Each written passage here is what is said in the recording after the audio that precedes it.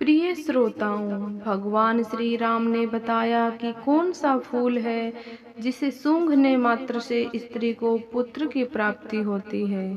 तो माता भगिनी इस कथा को जो पूरा ध्यान से सुनती है, उन्हें निश्चित रूप से भगवान शिव की कृपा से मनचाहे फल की प्राप्ति होती है। तो चलिए देरी ना करते हुए आज की कथा को शुरू करते हैं। मित्रों, एक समय की बात है, भगवान श्री राम और सीता माता जी अपने 14 साल के वनवास के दौरान चित्रकूट में बैठे थे। माता सीता श्री राम जी से पूछा, स्वामी, आज मैं जब पृथ्वी लोक का दृश्य देख रही थी तो मैंने एक अद्भुत दृश्य देखा, जिसे देखकर मेरा मन विचलित हो उठा और मेरे हृदय में ममता की मोह जागृत हो उठी।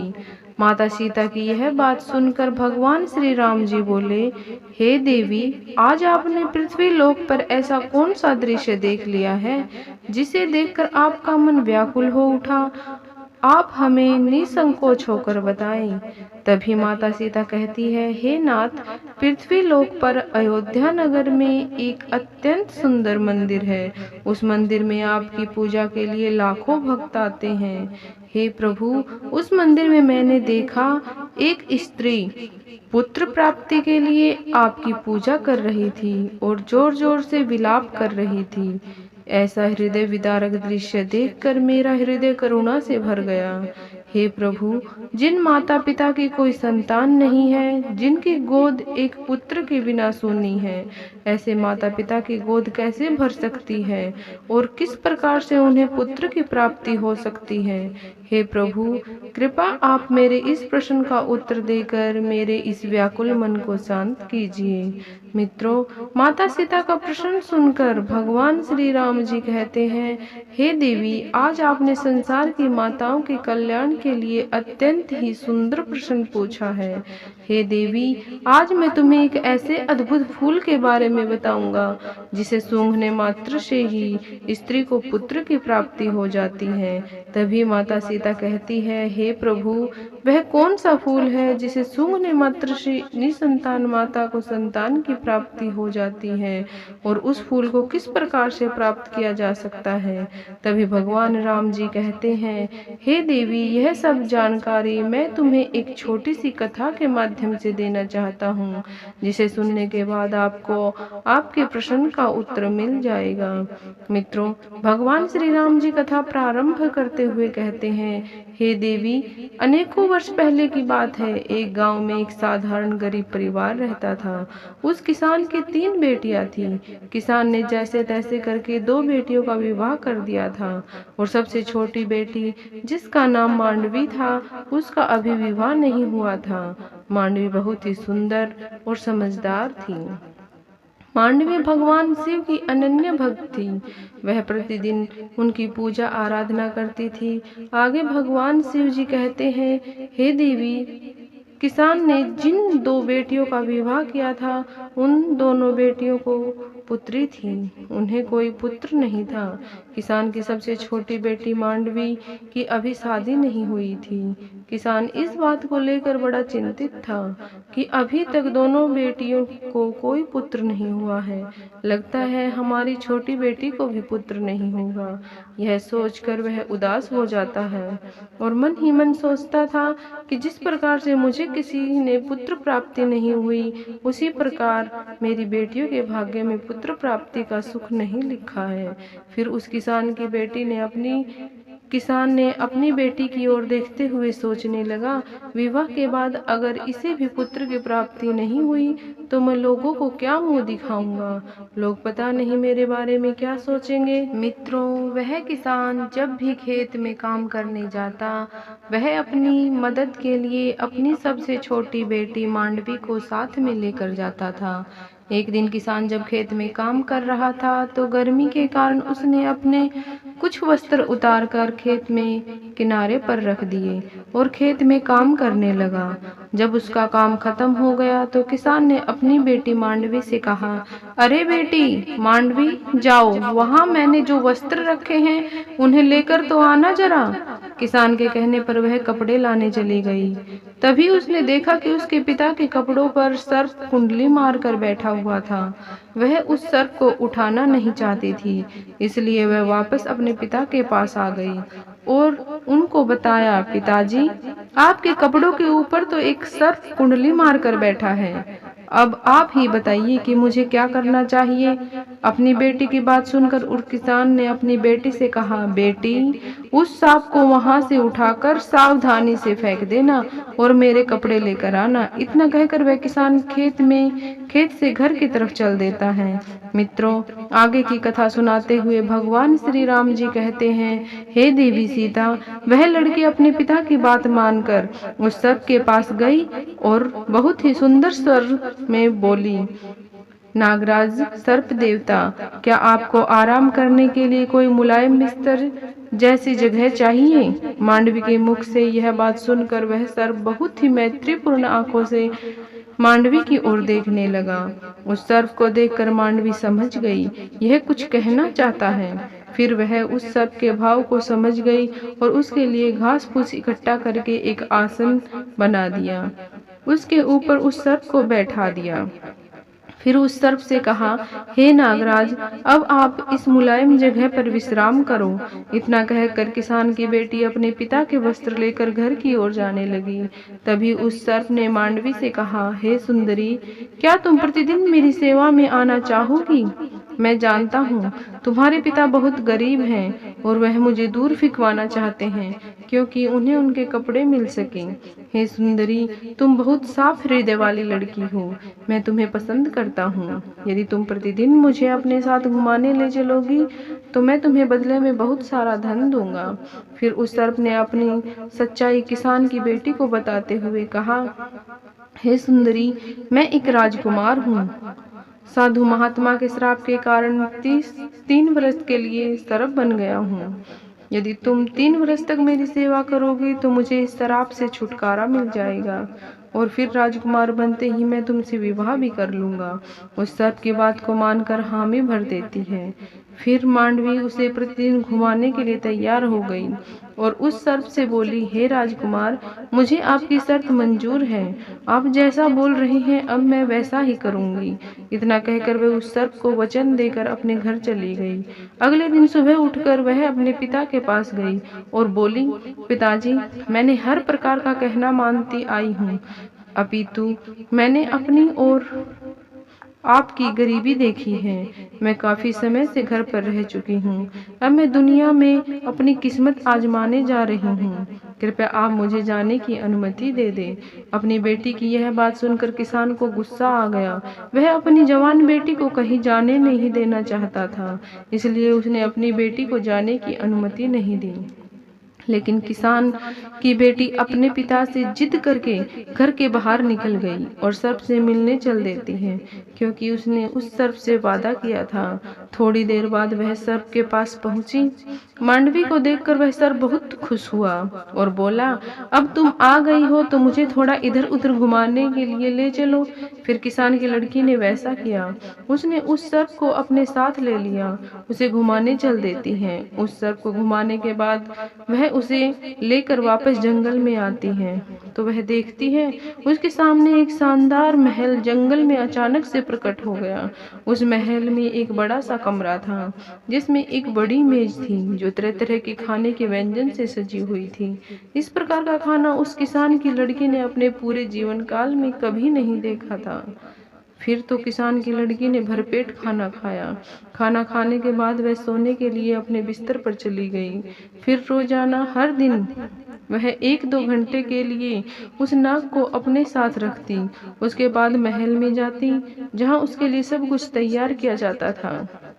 उसके लिए महल में शानदार व्यवस्था की जाती थी। इस प्रकार धीरे धीरे 1 वर्ष बीत जाने के बाद एक दिन किसान की बेटी ने उस सर्प से कहा, हे नागराज, मैं बहुत दिनों से अपने परिवार से दूर हूँ। अब मुझे उन्हें एक बार मिलना है। मांडवी की बात सुनकर उस सर्प ने मांडवी को उसके पिता से मिलने की अनुमति दे दी। और कहा कि अगले दिन वापस लौट आना। इस प्रकार किसान की लड़की ने अपने पिता और अपनी दोनों बहनों के लिए सोने चांदी के आभूषण और अन्य बहुमूल्य सामान लेकर अपने घर की तरफ चल देती है। कुछ समय बाद जब वह इतना सारा धन लेकर अपने पिता के पास पहुंची तो उसके पिता और उसकी बहनें इतना सारा धन देखकर आश्चर्यचकित रह गई और यह सब जानना चाहते थे कि इतना सारा धन उसे मिला कहाँ से, इसका मालिक कौन है। लेकिन उस लड़की ने उन्हें कुछ भी नहीं बताया, क्योंकि उस सर्प ने मांडवी को यह बात बताने से मना किया था। मित्रों, किसान ने सच्चाई जानने के लिए मांडवी से कई बार पूछा, लेकिन मांडवी ने अपने पिता को कुछ नहीं बताया। तभी किसान को क्रोध आ गया और मांडवी को बहुत मारा पीटा। इतना मार खाने के बाद भी मांडवी ने कुछ नहीं बताया। अगले दिन सुबह होती ही मांडवी उस सर्प के पास वापस जंगल में चली गई। फिर उस सर्प को हर दिन 1 या 2 घंटे तक अपने पास रखती, घुमाने लेकर जाती। इस प्रकार दूसरे वर्ष के अंत में एक बार फिर वह अपने पिता और अपनी बहनों से मिलने गई और इसी प्रकार तीसरे वर्ष के अंत में भी मिलने गई। जब किसान की लड़की तीसरी बार उस सर्प को छोड़कर अपने पिता और अपनी बहनों से मिलने गई तो जाने से पहले सर्प ने मांडवी से कहा था कि तुम आज ही लौट आना, कल तक अपने पिता के घर में मत रुकना।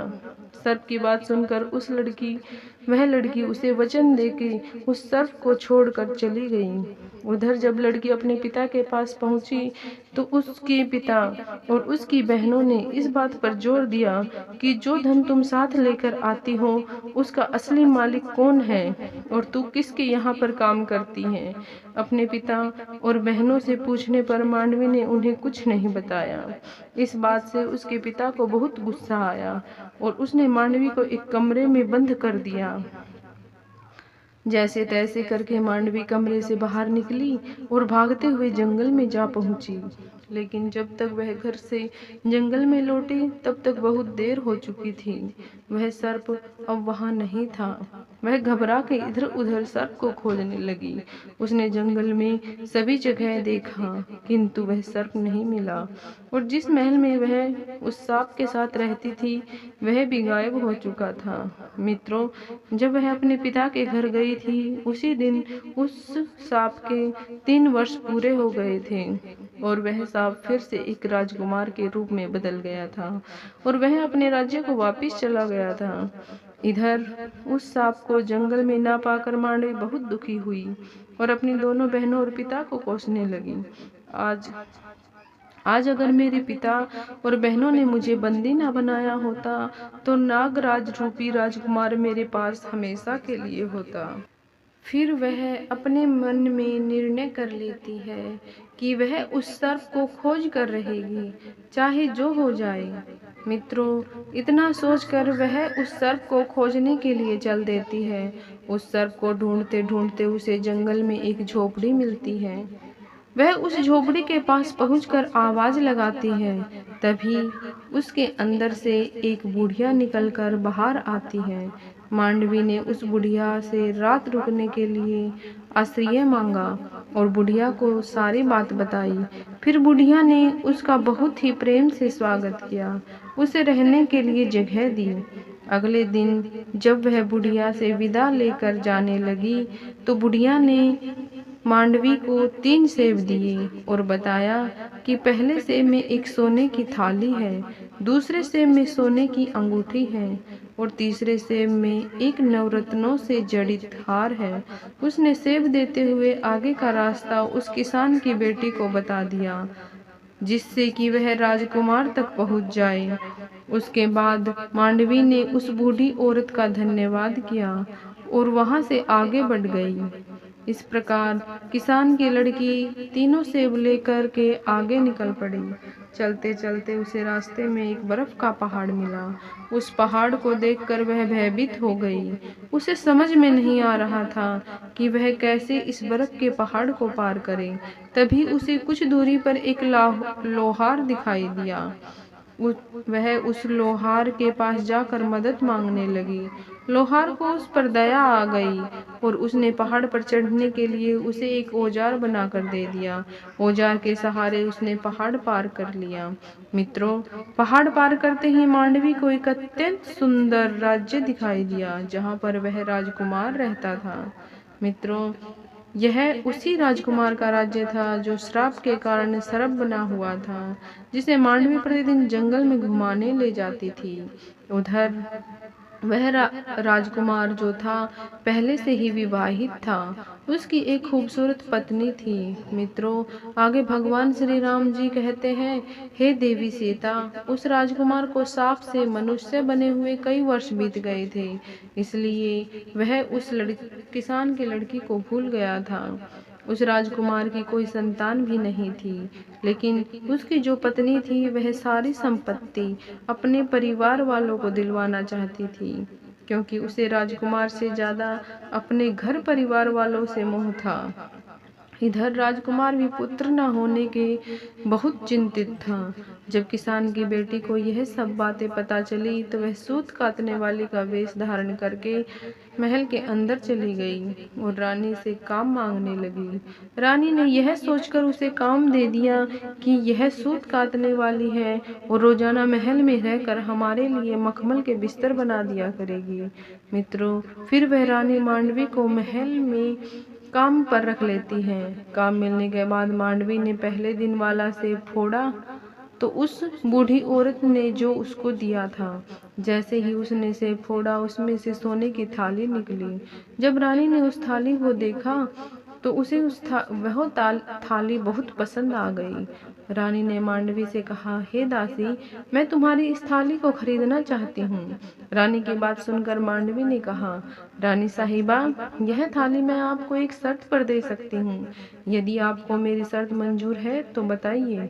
तभी रानी ने मांडवी से पूछा, हे दासी, तुम्हारी क्या शर्त है, बताओ मुझे। तो मांडवी ने अपनी शर्त बताते हुए कहा, रानी साहिबा, अगर आप मुझे एक रात के लिए अपने पति के साथ सोने दोगी तो यह थाली मैं आपको जरूर दे दूंगी। आप मुझे क्षमा करें, किंतु मेरी यही शर्त है। रानी ने बात मान ली, क्योंकि उसे वह सोने की थाली बहुत पसंद थी।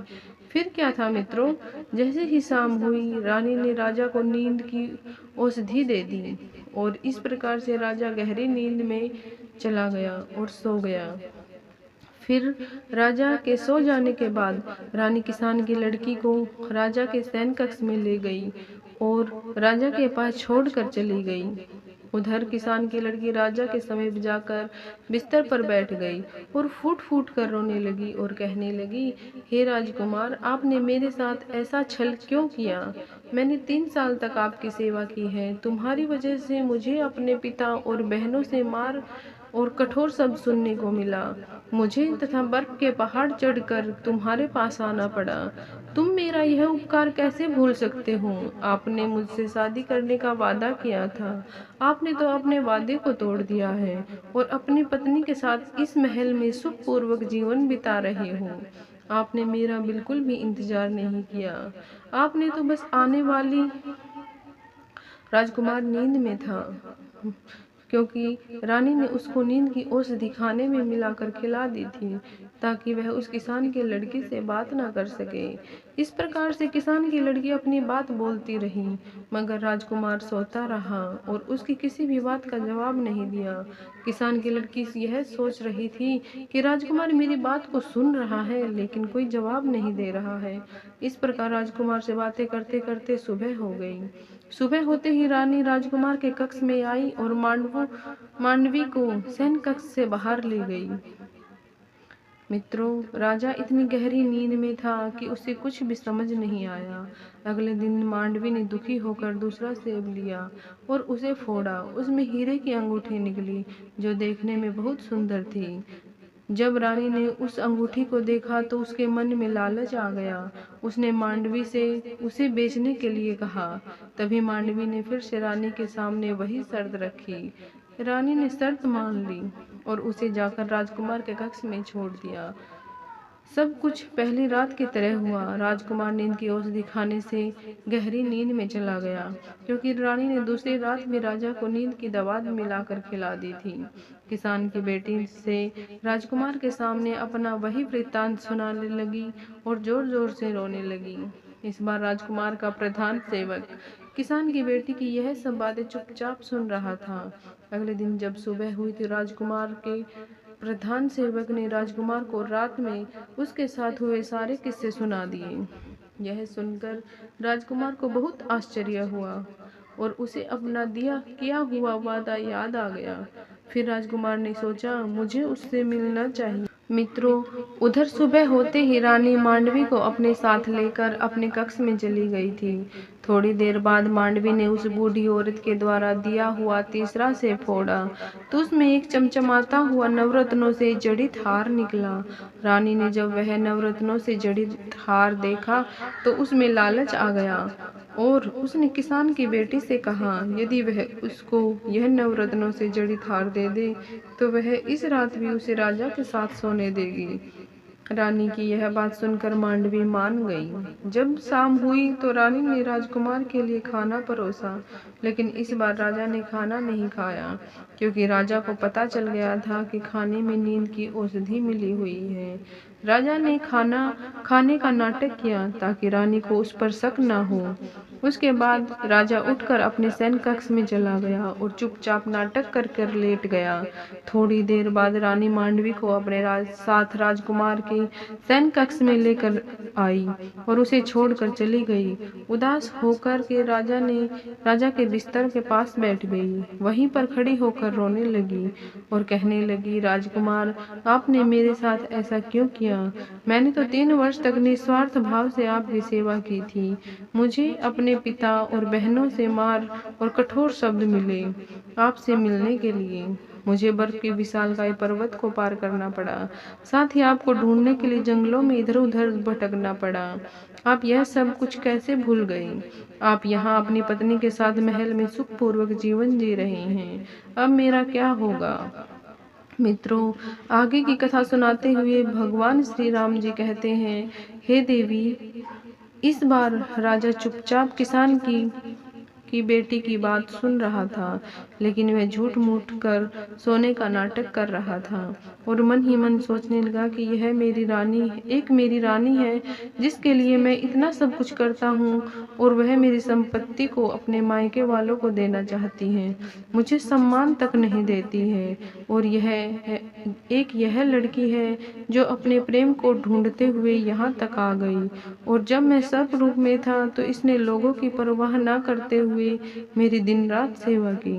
मित्रों, यह सोचकर राजकुमार ने अपनी आंखें खोली और मांडवी को गले लगा लिया और उसे दरबार में ले जाकर सबके सामने अपनी पत्नी के रूप में अपना लिया। और उसके बाद किसान की बेटी मांडवी से पूरे विधि विधान से विवाह किया और खुशहाल जीवन व्यतीत करने लगा। फिर एक दिन राजा के महल में एक सन्यासी महात्मा भिक्षा मांगने के लिए आए। मांडवी ने सन्यासी महात्मा का बहुत आदर सत्कार किया, उन्हें भोजन कराया, अन्नदान किया।